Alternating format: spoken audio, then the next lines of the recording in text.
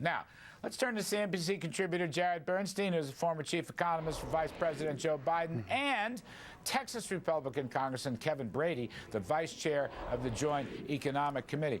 Kevin Brady, how shocked were you when you heard this crucifixion statement? And I want to ask, where is Lisa Jackson? Do I have the name right? She's the EPA administrator. Has she yet disowned this horrible, dreadful statement by her subordinate?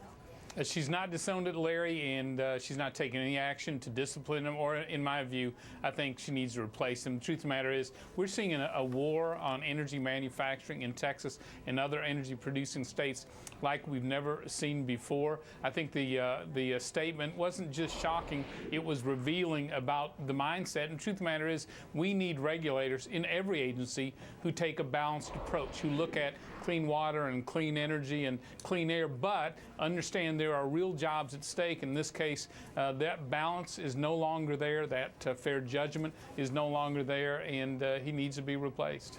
Jared Bernstein, this is an EPA scandal. This guy who made that awful statement should be fired. If he doesn't get fired, you're going to have GSA overtones. You know that, Jared. This is a political election season, and even if it weren't, that is a disgusting statement. You acknowledge that, don't you? Couldn't agree with you more, Larry. I agree with your point about Lisa Jackson. Not only is it a reprehensible statement and a ridiculous one, but, and here's where we disagree, it does not for a second, in my view, reflect either the energy policies of the Obama administration, which have been very much in the spirit of drill and frack. And that's why, one thing that hasn't come up in this discussion so far, that's why our domestic production is way up when it comes to oil, and that for the first time in 60 years, that's even older than you are, you've got America as a net export of petroleum products. So it has nothing to do with the policy, but absolutely reprehensible. Well, okay, we could argue private lands, federal lands. I don't want to go there. Kevin Brady,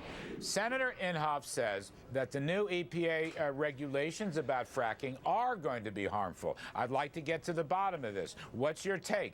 Are the fracking regulations going to be bad, good, conducive, not conducive? I think they're going to be bad. My anticipation, mainly because the administration has launched an assault on fracking from so many areas, from the SEC to the claims in Pennsylvania on groundwater contamination, which proved false as well. They see this, I think, as if they can stop fracking, they can stop oil shale development, just as they have denying the Keystone Pipeline. And the truth of the matter is, this president hasn't developed these energy resources. The private sector has, despite his policies. They don't want to stop fracking for a minute. I mean, I used to work for President Obama, and I can tell you he is excited about natural gas production. He has the same kinds of standards that Congressman Brady appropriately argued earlier. You just don't want to do that sort of thing without checking the environmental impact. I hate to fact check this, he is not the energy president. Please don't interrupt me, sir. I did not interrupt you. I hope we can all agree on. I hope we can all agree on that point. That you want an EPA to evaluate the environmental impact of such an invasive procedure as fracking, and if it's fine, let's do more of it. Yeah, but I'll tell you one thing, Kevin Brady. One thing is utterly indisputable. Keystone Pipeline should get done.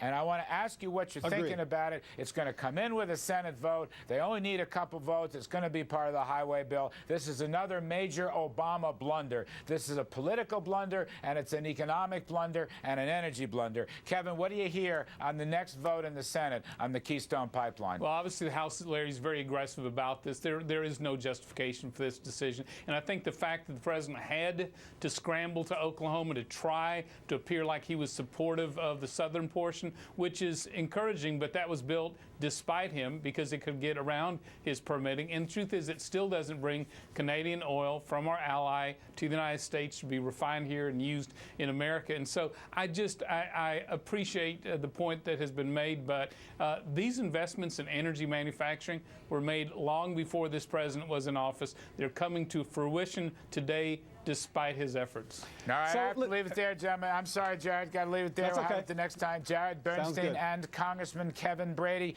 Mr. Brady is Vice Chairman of the Joint Economic Committee.